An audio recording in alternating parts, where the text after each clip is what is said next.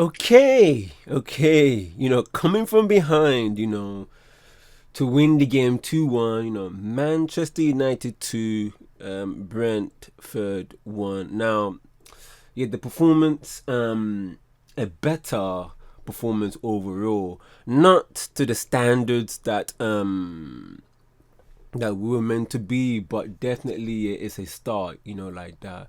But guys, before that I get on with the video, I just want to say, guys, don't forget, to smash that like in this video, guys. Run the likes, man, if you are new, and also, guys, to subscribe if you were new yet to this channel, and also, guys, to turn on the notification bell so that way you won't miss any content, like that. So big ups to every one of you guys, and don't forget, each and every time, you are the guys that make all this possible. So that's why, man, we are coming to you for that. Anyway, guys, I'm gonna go straight into how we got to the lead here of the 1-0. When Brentford managed to score the goal, and also, guys, I'm just going to mention something that happened here in the first half, because the first half here, to be honest, man, fam, it was a ball fest. I'm not gonna lie. I'm not going to lie, man, because, like, there were some instances here where we couldn't keep going. There were times where, like, we were where we couldn't able, man, to to be let's say, to take risks enough in that game, and in Brentford, they were kind of organized, like that. They were kind of organized, but in those moments here where Brentford were ahead, Onana made some really good saves. So, but their first goal, wow, man, fam. I mean, it was a mess, like that. It was a mess. Like the first one, right? I'm saying the first goal in that game was, I just want to say, what was the medical staff doing? I don't know what they were doing, fam. Like with De Ligt, because De Ligt's head here was bleeding, from this side of his head. But then it looked like as if it was loss of concentration here for the whole team. But I was thinking that, why couldn't the referee stop the game or something? Unless me, I'm Gvbrazy, But like, but the thing about it is that here, when things are like that, there's nothing else here you can actually really do. And the thing about it is that here, when they took the corner, it was a really good header. You can't like despise it. It was a good duck run here from what's his name, Pinnock, right? It was a good header from the corner. But what I was saying, man, that was all not delete, Dalot. That was all Dalot, fam. I mean, like, you can just tell that Dalot was on his man, but then Pinnock managed to make a really smart run just to get away from Dalot. By the time you know it, Dalot, man, was already like from me to, let's say, like the end of the side of this video, a bit further up, and then by the time you know it, it looked like as if it was going to be Casemiro's man. In the end, it looked like that, but actually it was Dalot all the way, fam. And I don't understand, I don't really understand, but yeah, that was all Dalot, that was all his fault. But fam, for him, he caught life, because because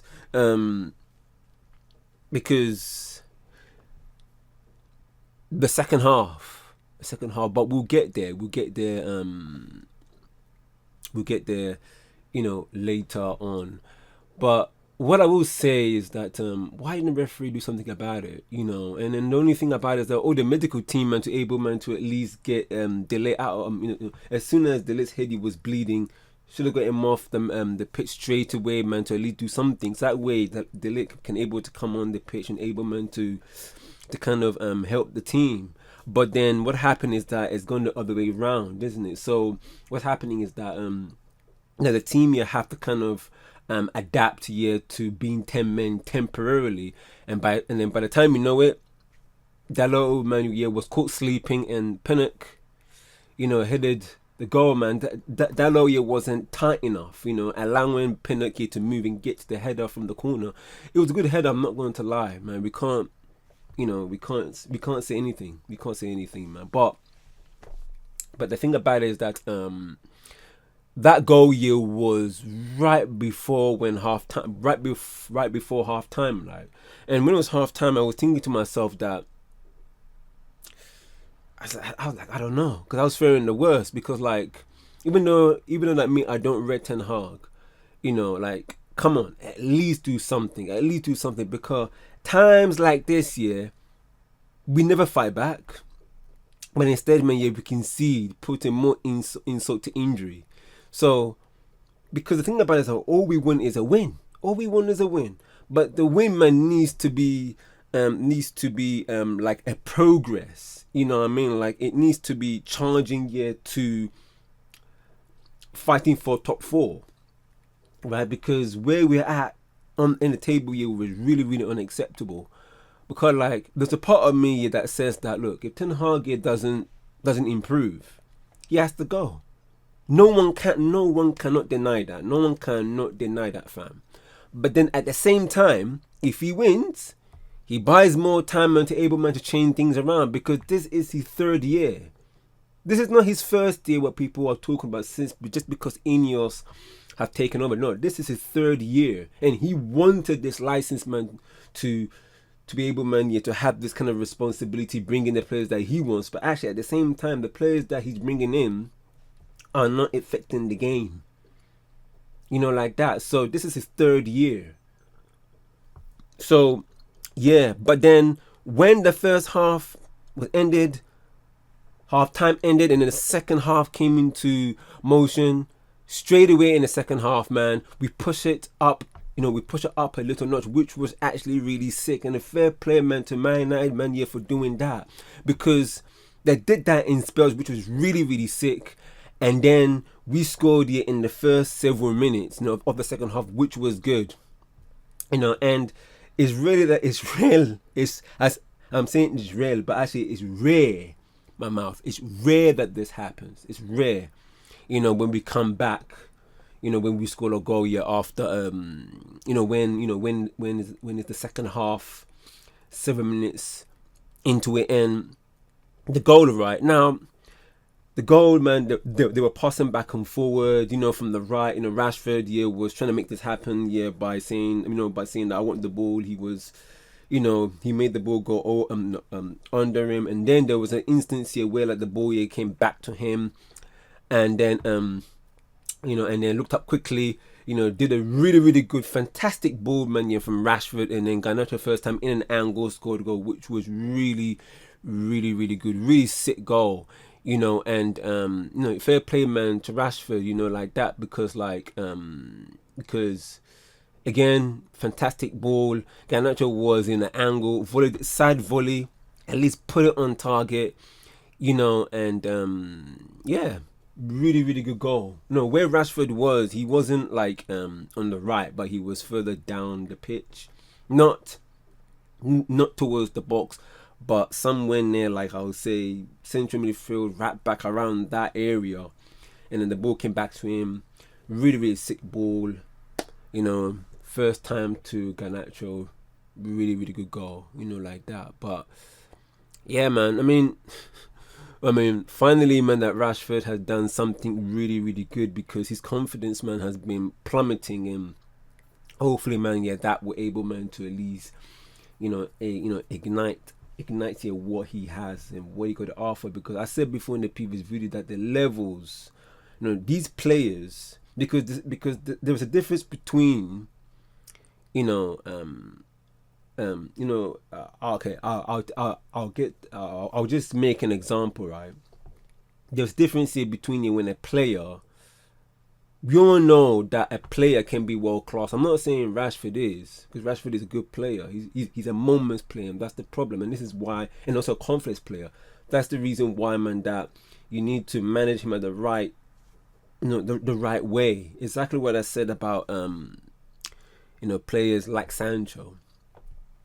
So what I'm trying to say, man, is that yeah, really really good goal. Lost my train of thought there, yeah, but look, yeah, fantastic goal, man, by fantastic goal by Garnacho. At least put it on target, and and yeah, really good stuff, man. And yeah, and hopefully, because Rashford did okay in that game. He did really good, did okay, man. He was beating his man at times. He was also trying to make things happen. So yeah, hopefully all is well with him, yeah, as time goes on, like that. And also, man, yeah, look, for Højlund's goal, man, it was really really good. You can't deny that. The pass from Eriksen, Bruno Fernandes flicks it on, and then what happened is that Højlund managed to take a few touches and then dink it over the goalkeeper, which was really really good, really good goal, brilliantly taken. Now that we have covered the two goals, right? I'm not getting gassed here by the goals and the results, because the team is not consistent enough, for me to say, okay, all right, let's keep it in the deep low. Because even though, look, for example, if we go on here to win 10 games in a row straight, still I want to get gassed, because I will only get gassed, right, yeah, if I will only become excited, because obviously the team needs to be consistent and needs to be at least challenging, and that is what will make me say, fam, sick, good, man. They're on smoke, they are cooking. But at the moment, because the thing about it is that we just don't know what we're gonna get here from this team. And I'm keeping 100. So that is why I'm saying that, I'm not getting gassed, but fam, we win here, and then we move on, because every time that we win, like here for example, the next game we end up losing to the same level of players in the next match. Lesser that, like that. Now, yeah. This is what I was trying to get to. It came to me. I'll give an example, right? The levels here of the players that we have, right? And I pull it out of the bag. Something like, okay, let's say Gareth Bale. Let's say Grealish. Let's bring some other players from back in the day, like let's say like Cristiano, CR7, like that, because he's in the Saudi league. Let's pull it even much more back. And we can also include Messi into the CR7, Zlatan, Falcao, and all those prolific forwards, right? Okay, let's go. And even more back, we got Ronaldinho, we got R9, man, we got Zinedine Zidane. Okay, now we have all these bunch of players.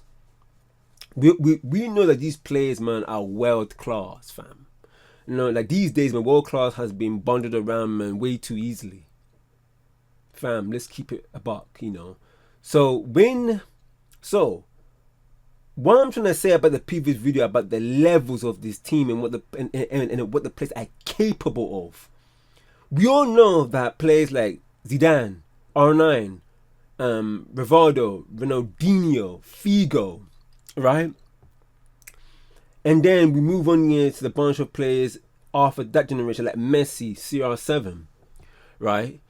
You know that these players, we know that we know what they're capable of. We know that. We know what they're capable of. They're world beaters. They're mavericks. They can take the game on the scruff of their neck and able men to win the game here for their team. Gareth Bale, he done that bare times when he was playing for Real Madrid. let's also include that into that list, because I forgot to say it then, because I said it earlier on.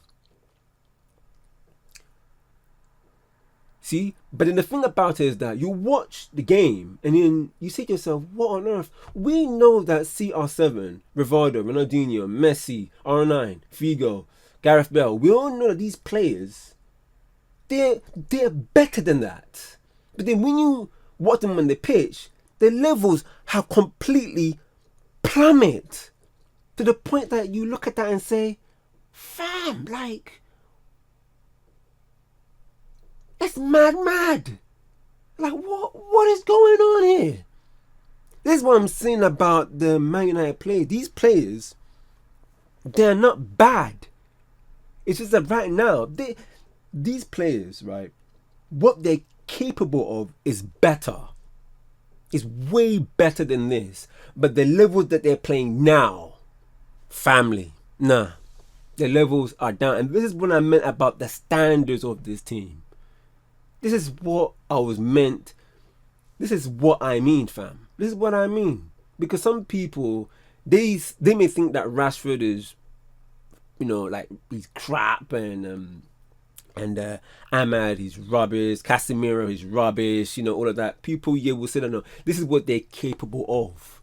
But actually, there's some players here I will admit, there's some players, man, that in the team that, compared to what they're capable of in their level, the gap is way, it's like this. So then probably what they're capable of is their levels, basically. I mean, or let's say that the level. Okay, let me paraphrase that their levels now is what they're capable of, which is actually not good.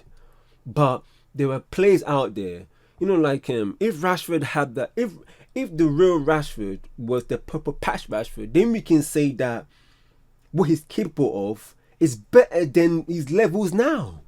But but the thing is that we only had a couple of seasons where, like, he has been scoring more than 20 goals. So this is what I'm trying to say. Like, you watch Ronaldinho, you watch CR7 and Messi and Rivaldo and Figo and Gareth Bale, and you say to yourself, when you watch them most of the time, you say to yourself, fam, these players, they're on smoke, fam, like that. But then can you imagine a season where, like, their levels have dropped, and then you look and say, fam, you guys can do better than this. That is what I meant. Man United, they can do better than this, but their levels are just, it's dusty, fam. That's what it is. That's what it is. Now, guys, look, back to Man United. Look, even though that we won here, we shouldn't forget that this is Brentford. This is what I'm talking about. And, a organised Brentford, man, even though they were toothless in front of goal, because there were a couple of times, man, where they could have scored. And I'm seeing this now, that our standard is still on the floor. Our standard is still, it's still on the floor. And it needs to be raised immensely. But look, good match, good goals, but we move on, like that. And now the thing about it is that what I will say is that there were times in this game, obviously there were moments, right, that every time we scored, we kind of pushed back a bit, we stepped back a bit, instead of keeping the pressure on. And that is something that Ten Hag needs to address, like that, because we need to press every time. But I understand, like I said in the previous video, there are triggers where you press as a team. You don't just press as you don't press in sections like the forward only presses, and never it becomes like a half press when there's a massive gap between the defense and the defensive midfielder to the attack, which is less of that. We don't want just 1-6 there. No. That doesn't work in the Premier League. Less of that, like that. The thing about so yeah, man, like but what I'll say, guys, that's it. This game should not blind people. We need to watch the game attentively, because, like, we do not know what we're gonna get from this team, especially in the coming games, ahead. And the thing about it is that here, the first half, we did well. Better than the first half. Because nobody should be excited by this result. Nobody. Because if we were battering Liverpool, Man City, Chelsea, okay, fam, we can be excited. But what I mean by beating this team, I mean consistently. Yeah, consistently. That is what I meant. Then we can be excited. But not this, But I can see why the fans here are, are excited by this win, because it's like we just won something, blood. We just won something, fam. It's like as if that you just woke up in a dream and you're like, fam, we just won a game. It's one of those ones where, like, as if that you've been veiled all this time, you've been blinded, and then all of a sudden you just see a bright light, and you're like, fam, whoa! I just seen the light. That's how the fans, man, at this moment in time, and they're moving different, man, yeah, by this win. And saying that, oh yeah, we are on the title charge now. Less of that, fam. Less of that. But guys, man, we got games. But the games, man, that are coming, we should definitely, man, yeah, have one eye closed, one eye open, because like the way Ten Hag sets up and the players that are on the pitch, and especially when the players that are not on that level, as I said before, it is going to be a disaster if Ten Hag doesn't set up and the levels of the players, man, are plumped, like I said before. So hopefully, Ten Hag proved me wrong. I said this before in the previous video that I am so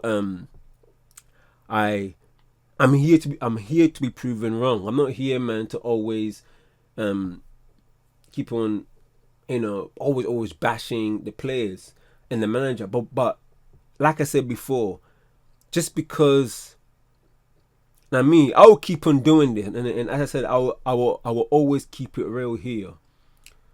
Like I said, man, I've always been real and truthful. Like I said before, because being truthful and being real is telling you what is really happening. Now, if I gloss it off a cotton wool, there's no improvement. And obviously, because of this day and age, we're in a different generation. Not like from my generation where we take criticism as constructive criticism. But I understand and I know, and we all know what is constructive criticism, and when criticism becomes like a threat. And family, we know that that's really unacceptable. That so then, for example, like if we tell a player that you must improve, you're better than that. That is not bashing them. That is telling them, man, to improve, take responsibility. And Ten Hag, man, to say that, today, man, that we were angry. Then, well, be angry in every match. Don't be angry just in this game. And then obviously he said before that about, oh, now it's time to score goals. Fam, then what happened in the beginning of the season? What happened last season? Score your goals now, so then you can able, man, to save your job. But don't be gaslighting and being a hypocrite, because it looked like as if your words are not matching your actions. Okay, but look, fam, yeah. Oh my days. But yeah, man, but like I said, man, and now I'm linking to this, man, like, look, one game shouldn't define any player or a match. So that is why that I'm not getting too gassed about this, like that. Now, yeah, Casemiro did good, better in the second half. The thing about it is that he's never the problem. Like I said, it's just that the fact that that everybody, man, needs to adapt to each other. I've said this plenty of times in the previous videos, and that is why that Casemiro ends up getting caught. You know what I mean? Because his role at Real Madrid is totally different than his role here. The way he's at Man United it is like as if like as if he's playing as an actual six. Where at Real Madrid, his position was a six, but he wasn't actually a six. If you get that, like, okay, let's say like okay, you see a formation in front of you, like you see the formation of who Real Madrid are playing against. Obviously, you see Casemiro as a six, but actually his role wasn't a six, and this is what Man United need to do. But yeah, but it's just the way that the team is set up and the players around him that that it's just getting people getting he's just been getting caught out. And like like Bruno Fernandes, right? He needs to be given instructions to be able, man, to get the best out of him. Not freedom, but the actual team to work as a team. Like I said before, like if Bruno doing his own thing, then it ruins the rhythm, the synergy of the entire team. Whoa. Yeah. Yeah, man. Bruno, man, definitely need this, isn't it? Once in a while. And everybody all needs it, man. Kick in the backside and be like, look, improve, fam, like that. So yeah, cool stuff, man. But Casemiro was never the problem, man. He did good in that game, man. He was making things happen. I remember there was a shot that he did first time, it went wide, but as I said, he was even trying things as well. But guys, like I said before, that players may need to make sure that they both cover their weaknesses and only show their strengths, because the problem about this is that you as an individual have to reduce your own weakness, not the system or the player around you. But these days, players, don't have minds of their own.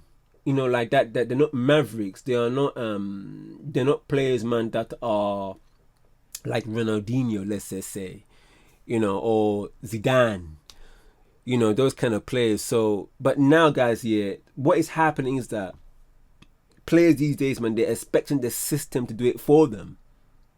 And this is only if you give a manager that cares about the players to be able, man, to implement that. So then the system complements their complements the strengths and weaknesses. So that way the weaknesses don't show.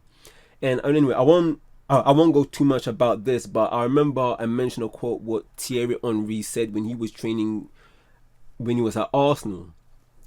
He said similar things to that. So, fam, yeah. Anyway, all right, let's close up, man, fam. Like that, because 3-1. It was almost 3-1 a couple of times. Dalot nearly scored. Because I remember Onana, long ball, and then Xerxes couldn't able to stretch. He was stretching but couldn't able, man, to get at the end of that. And that's the kind of player he is. He's kind of like a laid back player, something like Martial. But just because they're laid back doesn't mean that they're lazy. Let's keep it a buck. You know what I mean? They're just technical. They're just they're flair. Flair players. They're able, man, to take players on and that. So yeah, man. So but he needs to be on his toes. But yeah, man. Yeah, anyway, look, the game, it wasn't an exciting performance, but it was a good match. Like that, good performance. And then, as I said, we move on to the next match. Now, guys, Brentford hasn't won a game at Old Trafford since 1937. And also, guys, there is something I have to say as well, and it is Ahmad. Dang, Ahmad, fam. I don't know what to really say, because like Ahmad, right? He's a great player. And he scored one of the 2 goals there prior to this game, in the Premier League. And oftentimes I wonder to myself, why Ahmad don't get the luxury that Garnacho gets, like a run of games, not 2, 3, 4 games, like 10 games, for example. Let him, give him instruction, and let's see, man, how he will cook, just to see what he's capable of. Because Ahmad, he had a staple. He stapled himself in the Championship, right, but not in the Premier League. So everyone deserves a chance. But it looks like as if that Ten Hag has an agenda against technical players, technical direct players. And Ahmad's levels have dropped. Like I said before, guys, the levels and what they're capable of is two different things. So I kind of understand that if Ahmad's level have dropped and he's not, and Ten Hag doesn't want to, play him, put him on the pitch, but it just shows you about Ahmad's mindset, because what I mean by mindset, I don't mean his level have dropped. Therefore, Ahmad, he wants to play football, fam. Like everybody, he wants to play football, but at the same time,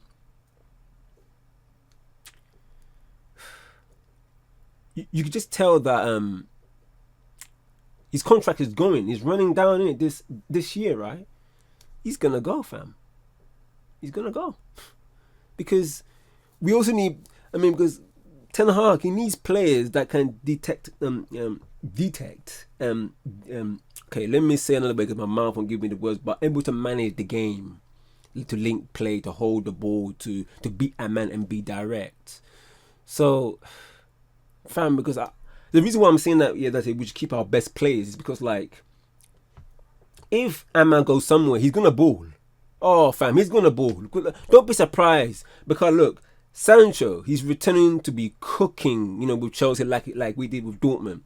Alvarez Fernandez, left back, young left back, he's cooking right now. Greenwood, he is smashing leagues after leagues. You just know Pogba, when he returns, he's also, man, you're gonna be cooking. But we just have to just see. So every player, man, that leaves this club just becomes better and start cooking. And then another thing, you wonder why players, man, cannot flourish here. It's man mad. Like, this is why I'm saying that we need to keep our best players. But he's gonna go. He's gonna go.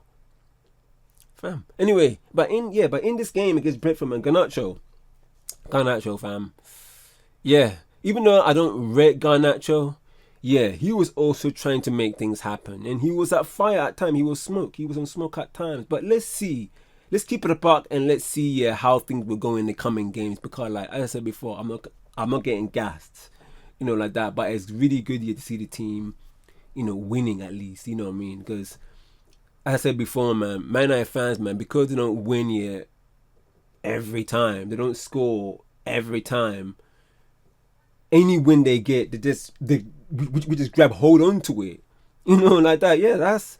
Yeah, because when we won this game, I wasn't, as I said before, I wasn't too happy. I was like, cool, and then I had to get my thoughts, in check, and just kind of consider certain things, because as I said before, I'm not getting gassed, like that, because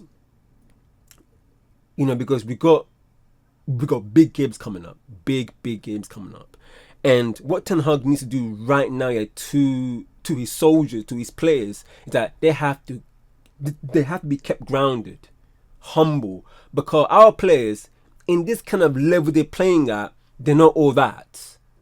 They are not all that.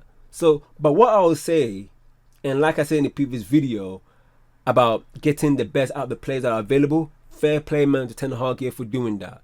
But the thing about it is that but there is no guarantee in the next matches, especially in the Europa League, because, like as I said before, is the way that the players able to handle the pressure, handle the setup, the football IQ up here, the levels of the players, the relationship between the manager and the players.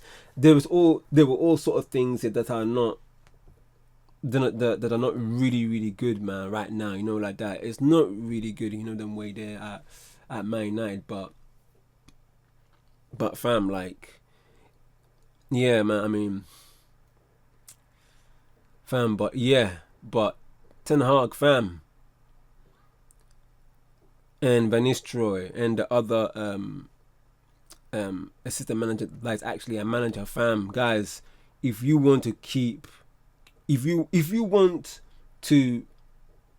on going, man, to challenge and then to win big trophies like the Premier League and the Champions League in the next couple of years, fam, you have to polish your managing style. And I'm also saying this to Ten Hag as well. Polish, man, your managing style.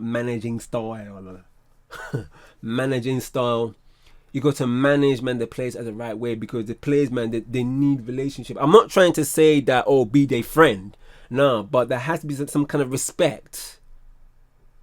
You know, and also know your players.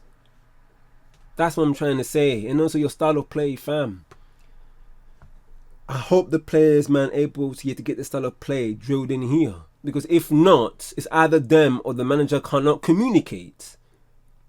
So, yeah. But overall, guys, man, the team did good against Brentford. But Ten Hag, prove me wrong, fam. Prove me wrong, fam. You know, like that. Because if you think you can change it around, do it. You know. But like I said, his relationship with the players and also his communication needs to be better. I think that is why, man, they have Ruben Nistelrooy probably yet to, you know, to relay that message. But let's see against Fenerbahce and then West Ham away, fam. Oh, family. Anyways, let's see what happens, fam. Let's see. But yeah, but guys, as I said before, let's calm down now. 3 points, and let's move on to the next game. Anyway, guys, run up that likes, man, in this video. Has been a lit show, you know, like that, guy. And don't forget, man, to subscribe if you are new, and comment on the comment section below, fam, you know, like that. Lit show, lit time.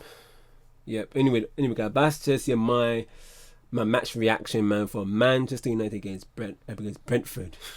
My mind almost says Brighton. Because Brighton played yesterday, innit, and Welbeck scored. So that's why I was like, Brighton, fam. Anyway, yeah, that's my match reaction, man, guys, for Man United versus Brentford.